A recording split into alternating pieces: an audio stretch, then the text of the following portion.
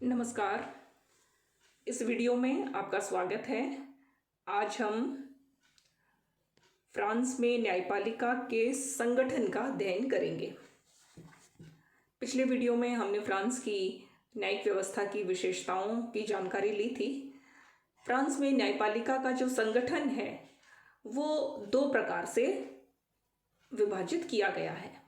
France में सामान्य न्यायालयों की एक श्रृंखला है जिसका एक अलग हायरार्की है और एक पदसोपान है, और फ्रांस में प्रशासकीय न्यायालय एक अलग श्रृंखला के तहत चलते हैं। सामान्य न्यायालयों में सामान्य नागरिकों के आपसी विवादों का निर्णय किया जाता है, जबकि जो प्रशासकीय न्यायालय हैं उनमें नागरिकों तथा प्रशासनिक अधिकारियों अथवा नागरिकों तथा प्रशासकीय विभागों के आपसी विवादों के मामलों का निपटारा किया जाता है। इस तरह से जब एक पक्ष सरकारी अधिकारी या सरकारी विभाग होता है तब प्रशासकीय न्यायालय में वो मामला ले जाया जा सकता है। पहले हम सामान्य न्यायालय के संगठन की चर्चा करेंगे। सामान्य न्यायालय का जो प्राथमिक स्तर पर जो न्यायालय हैं वो शांति न्यायालय हैं। शांति न्यायालय अर्थात the court of justice of the peace. ये जो court of justice for peace अथवा शांति न्यायालय हैं, ये फ्रांस में सामान्य न्यायालयों के निम्नतम न्यायालय हैं और ये प्रत्येक नगर में स्थापित किए जाते हैं। पूरे फ्रांस में इनकी जो संख्या है वो लगभग 3000 है, और ये शांति न्यायालय 3000 फ्रैंक तक के मामलों की सुनवाई करते हैं, और बहुत छोटे से चोरी, गबन इत्यादि जो फौजदारी मामले हैं उन पर भी ये सुनवाई करते हैं। यहाँ से अपील इससे ऊपर के न्यायालय में की जा सकती है, किंतु फ्रांस के जो 1000 फ्रैंक तक के जो मामले होते हैं इनमें इनका निर्णय अंतिम होता है। अर्थात 3000 फ्रैंक तक के मामलों पर, दीवानी मामलों पर ये सुनवाई करते हैं, और 1000 से ऊपर की यदि कोई राशि है, 1000 फ्रैंक से ऊपर की राशि में यदि कोई पक्ष संतुष्ट नहीं होता है तो वो प्राथमिक न्यायालय में इसकी अपील कर सकता है। शांति न्यायालय में एक न्यायाधीश होता है, और इस न्यायाधीश की जो नियुक्ति है वो न्याय मंत्री के परामर्श से राष्ट्रपति के द्वारा की जाती है। सभी पूरे देश में जितने भी शांति न्यायालय हैं 3000, इन सब के न्यायाधीशों की जो नियुक्ति है वो न्याय मंत्री के परामर्श से राष्ट्रपति के द्वारा की जाती है। इनसे ऊपर न्यायालय होते हैं प्राथमिक न्यायालय अथवा court of the first instance. Court of the first instance जो हैं ये शांति न्यायालय से आने वाली अपीलों की सुनवाई करते हैं। ये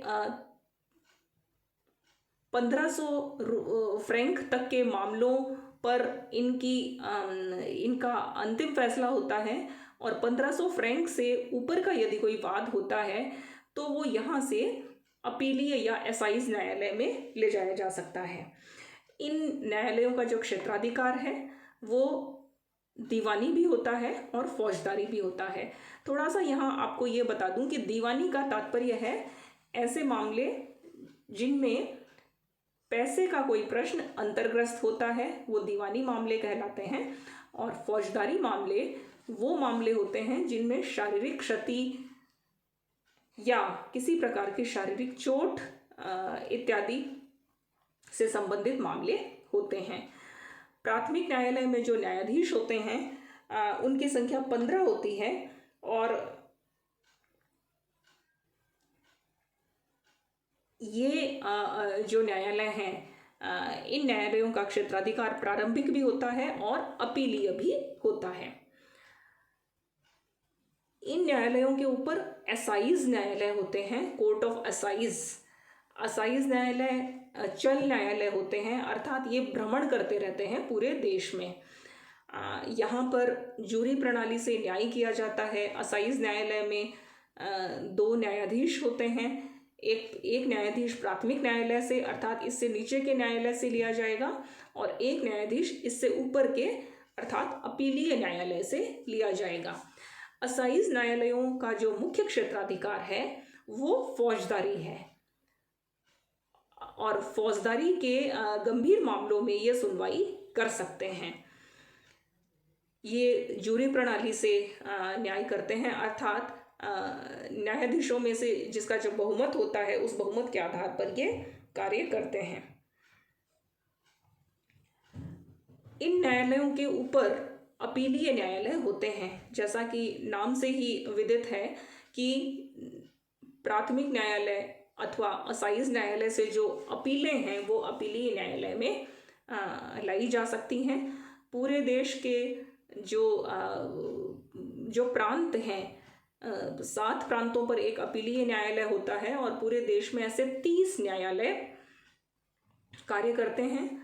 अपीलीय न्यायालय में जो न्यायाधीश होते हैं उनकी नियुक्ति भी ये सभी जो फ्रांस में जो भी न्यायाधीश होते हैं उनकी नियुक्ति न्याय मंत्री के परामर्श से राष्ट्रपति के द्वारा की जाती है।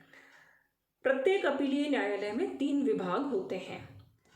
पहला दीवानी विभाग, दूसरा फौजदारी विभाग तथा तीसरा अभ्यारोपण विभाग। अभ्यारोपण विभाग का तात्पर्य ये है कि यह विभाग पहले जो भी मामला है वो अभ्यारोपण विभाग में लाया जाएगा और वही यह तय करेगा कि अपीलीय न्यायालय में उसकी सुनवाई होनी चाहिए या नहीं होनी चाहिए। तो हम कह सकते हैं कि एक प्रकार की जो एंट्री है अपीलीय न्यायालय में किसी भी मामले की वो पहले अभ्यारोपण विभाग में जाएगा। इसमें 45 प्रत्येक विभाग में 5 न्यायाधीश होते हैं और ये जो है वो अलग अलग मामलों की सुनवाई करते हैं। अपीलीय न्यायालय में तथ्यों का निर्णय अंतिम होता है अर्थात तथ्य संबंधी यदि कोई प्रश्न अंतर्ग्रस्त होता है तो उसकी अपील नहीं की जा सकती। लेकिन यदि कोई वैधानिक प्रश्न अंतर्ग्रस्त होता है, संविधान से संबंधित यदि कोई प्रश्न है तो उस प्रश्न की जो अपील है वो इससे ऊपर के सर्वोच्च या विराम न्यायालय में की जा सकेगी। सर्वोच्च या विराम न्यायालय सामान्य न्यायालयों की श्रृंखला में शीर्ष न्यायालय होता है और कोर्ट ऑफ सेसेशन, ये जो कोर्ट ऑफ सेसेशन है ये फ्रांस की राजधानी पेरिस में स्थित है। इसमें एक अध्यक्ष, एक उपाध्यक्ष तथा 45 अन्य न्यायाधीश होते हैं और यहाँ पर भी 3 विभाग होते हैं जैसा कि अपीलीय न्यायालय में होता है। यहाँ पर एक याचिका विभाग, दीवानी विभाग और फौजदारी विभाग होता है। याचिका विभाग में प्रत्येक याचिका पहले जाएगी और यही तय करेगा कि उसकी सुनवाई सर्वोच्च न्यायालय में होनी चाहिए अथवा नहीं होनी चाहिए। ये सिर्फ अपील का कार्य करता है अर्थात सर्वोच्च न्यायालय का कोई भी प्रारंभिक क्षेत्राधिकार नहीं होता है। प्रारंभिक क्षेत्राधिकार क्या होता है यह भी हम यदि समझें कि किसी भी मामले को पहली ही बार में यदि उस न्यायालय में यदि ले जाया जाता है तो वो प्रारंभिक क्षेत्राधिकार कहलाता है। सर्वोच्च न्यायालय में केवल निचले न्यायालयों से ही या अपीलीय न्यायालय से ही अपीलें आ सकती हैं। सीधे कोई भी नागरिक सर्वोच्च न्यायालय में अपना वाद नहीं ले जा सकता है और ये जो न्यायालय हैं ये निचले न्यायालयों के निर्णयों को बदल नहीं सकते। या तो वो उनकी पुष्टि कर सकते हैं और या उन्हें पूरी तरह से रद्द कर सकते हैं। इस प्रकार ये जो न्याय व्यवस्था है, इस न्याय व्यवस्था में 5 श्रेणियों के न्यायालय हैं।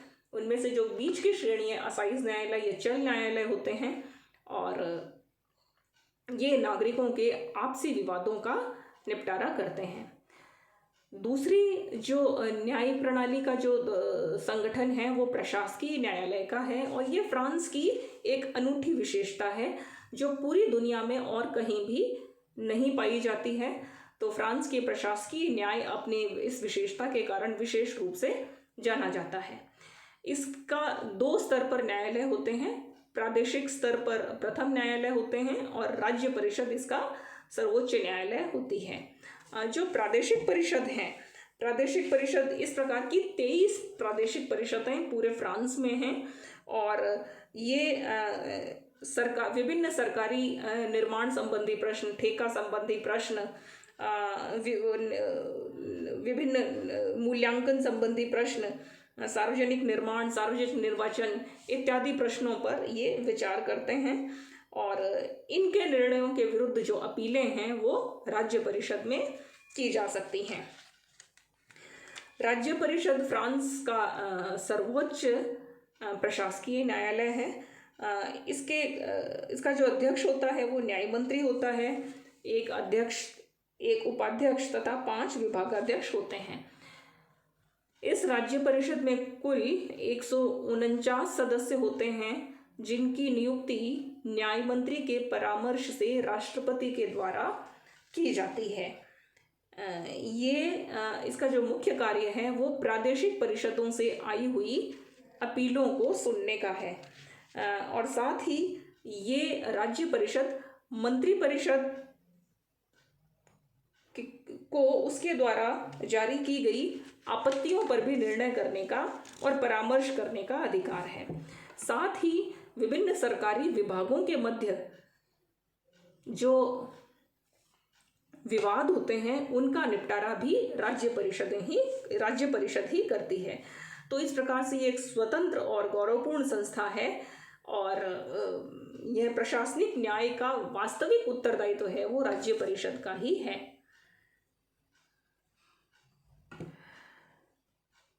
राज्य परिषद की जो कार्यप्रणाली है वो बहुत सरल है। कोई भी नागरिक एक साधारण डाक से एक चिट्ठी लिख करके भी अपना कार्य प्रारंभ करवा सकता है। उसको सीधे इन पर्सन वहाँ पर उपस्थित होने की यदि दिक्कत है तो उसकी भी ज़रूरत नहीं है और 2 सप्ताह के अंदर उसे अपने वाद की सफाई देनी पड़ती है और 2 महीने में इसका फैसला हो जाता है। इस तरह से एक तीव्रगामी न्याय व्यवस्था को सुनिश्चित किया गया है फ्रांस में। इन 2 प्रकार के न्यायालयों के अतिरिक्त फ्रांस में संविधान में एक अलग प्रकार की न्यायिक संस्थाओं का भी 3 अलग न्यायिक संस्थाओं का उल्लेख किया गया है। वो भी बहुत महत्वपूर्ण है और वो तीनों ही अलग अलग प्रकार के कार्यों से संबंधित हैं। इनमें पहला है न्याय की सर्वोच्च परिषद। न्याय की जो सर्वोच्च परिषद है उसमें कुल 11 सदस्य होते हैं। इसका अध्यक्ष जो है वो पदेन रूप से राष्ट्रपति होता है और इसका जो उपाध्यक्ष होता है वो फ्रांस का न्याय मंत्री होता है।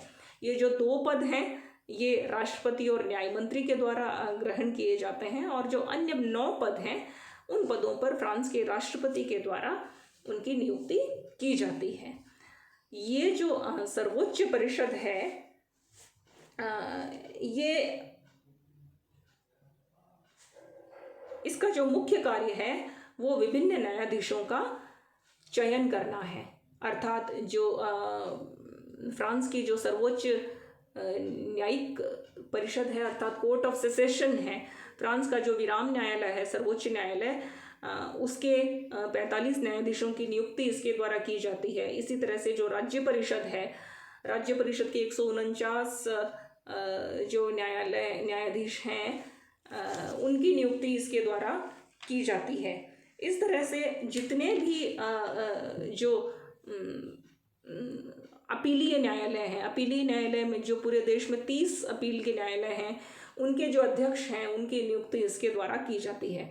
तो फ्रांस की सर्वोच्च परिषद, न्याय की सर्वोच्च परिषद का जो मुख्य कार्य है वो नियुक्ति संबंधी है। जहाँ जहाँ भी न्यायाधीशों की नियुक्ति होगी वो नियुक्ति इनके द्वारा की जाएगी अथवा जो अन्य न्यायाधीश हैं उन अन्य न्यायाधीशों की नियुक्ति जो है वो सर्वोच्च परिषद के द्वारा उस सूची में से की जाएगी जो राज्य परिषद और फ्रांस के सर्वोच्च न्यायालय के द्वारा मिले जुले रूप में प्रस्तुत की जाएगी।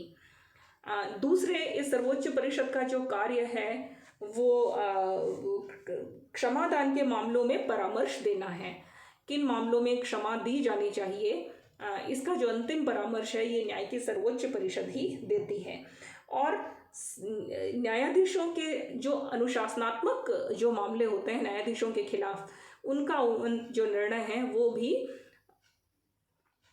फ्रांस की सर्वोच्च परिषद के द्वारा किया जाता है। लेकिन जब न्यायाधीशों के विरुद्ध अनुशासनात्मक कार्यवाही के मामले होते हैं, उस समय इसकी जो अध्यक्षता है वो राष्ट्रपति नहीं करेगा, वरन तब इसकी अध्यक्षता फ्रांस के सर्वोच्च न्यायालय के अध्यक्ष के द्वारा इसकी अध्यक्षता की जाएगी।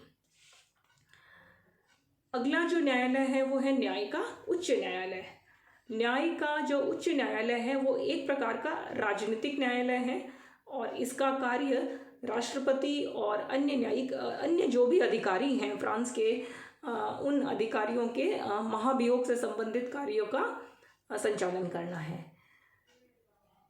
इस उच्च न्यायालय में संविधान का अनुच्छेद जो 67 है वो ये कहता है कि इसमें 24 सामान्य न्यायाधीश होते हैं और 12 उप न्यायाधीश होते हैं। इस प्रकार से कुल 36 न्यायाधीश हुए और इन 36 न्यायाधीशों का जो निर्वाचन है वो सीनेट और राष्ट्रीय सभा अपने में से करेगी। अर्थात जो आधे सदस्य हैं वो राष्ट्रीय सभा से निर्वाचित किए जाएंगे और आधे सदस्य सीनेट में से किए जाएंगे। सीनेट और राष्ट्रीय सभा इन सदस्यों का निर्वाचन अपने में से ही करती है और इस प्रकार निर्वाचित होने वाले ये जो 36 न्यायाधीश हैं वो फिर अपने में से एक अध्यक्ष का निर्वाचन करते हैं। इनके जो कार्य संबंधी जो नियम हैं उनका संविधान में कहीं कोई उल्लेख नहीं किया गया है और कार्य संबंधी सभी नियम जो हैं वो आंगिक विधि के द्वारा निर्मित किए गए हैं। जैसा कि हमने बताया कि फ्रांस का जो उच्च न्यायालय है उसका मुख्य कार्य महाभियोग से संबंधित कार्य को संचालित करना है। तो राष्ट्रपति के खिलाफ जो महाभियोग है वो केवल देशद्रोह के मामले में ही लगाया जा सकता है और जब फ्रांस के संसद के जो दोनों सदन हैं अर्थात सीनेट और राज्यसभा बहुमत के द्वारा महाभियोग प्रस्ताव को अपने पूर्ण बहुमत से पारित कर देगी, उसके पश्चात ही न्याय का उच्च न्यायालय उस महाभियोग प्रस्ताव पर विचार करता है। इस तरह से राष्ट्रपति, प्रधानमंत्री और अन्य मंत्रियों पर महाभियोग संबंधी मामलों की सुनवाई करना न्याय के उच्च न्यायालय का कार्य है। और सबसे अंतिम किंतु सर्वाधिक महत्वपूर्ण जो न्यायिक संस्था है वो है संवैधानिक परिषद। यह भी फ्रांस के संविधान की एक विलक्षण विशेषता है। संवैधानिक परिषद एक स्थायी संस्था है, इसको न समाप्त किया जा सकता है न इसका गठन किया जा सकता है। इसमें कुल 9 सदस्य होते हैं जिनमें से 3 सदस्यों की नियुक्ति राष्ट्रपति के द्वारा, 3 सदस्यों की नियुक्ति सीनेट के अध्यक्ष के द्वारा और 3 सदस्यों की नियुक्ति राष्ट्रीय सभा के अध्यक्ष के द्वारा की जाती है और इनकी प्रति 3 वर्ष के पश्चात 1/3 सदस्य रिटायर होते हैं और उनके स्थान पर नए सदस्य अपना कार्य ग्रहण करते हैं। 9 वर्ष इनका कार्यकाल होता है। संवैधानिक परिषद के अध्यक्ष की जो नियुक्ति है वो राष्ट्रपति के द्वारा की जाती है।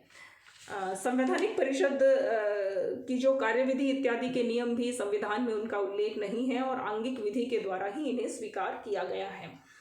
परिषद के जो कार्य हैं उनका उल्लेख संविधान परिषद के कार्यों का उल्लेख संविधान के कुछ अनुच्छेदों में है। 58, 59, 60 और 61, 62 में इनका उल्लेख है और जिसमें ये कहा गया है कि संविधान परिषद राष्ट्रपति के नियमित चुनाव हो यह सुनिश्चित करने का जो दायित्व है वो संवैधानिक परिषद का है। इसी प्रकार से राष्ट्रीय सभा के चुनाव नियमित हों, इसी प्रकार से जनमत संग्रह की व्यवस्था सुनिश्चित रूप से चलती रहे, जनमत संग्रह की व्यवस्था में किसी प्रकार का व्यवधान उपस्थित न हो। इसी प्रकार से सभी आंगिक जो विधियां हैं या जो संसदीय विधियां हैं वो संविधान के अनुरूप हैं या नहीं हैं, यह देखने का दायित्व संवैधानिक परिषद का ही है। किंतु संवैधानिक परिषद ऐसा स्वयं अपनी पहल पर नहीं कर सकती, वरन राष्ट्रपति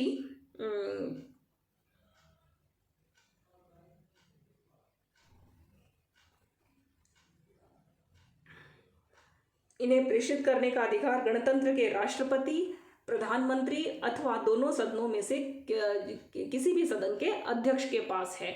अर्थात जब इन चारों में से किसी के द्वारा इन विधियों को इसके सम्मुख जांच के लिए रखा जाएगा, तभी संवैधानिक परिषद इनकी संवैधानिकता की जांच करती है।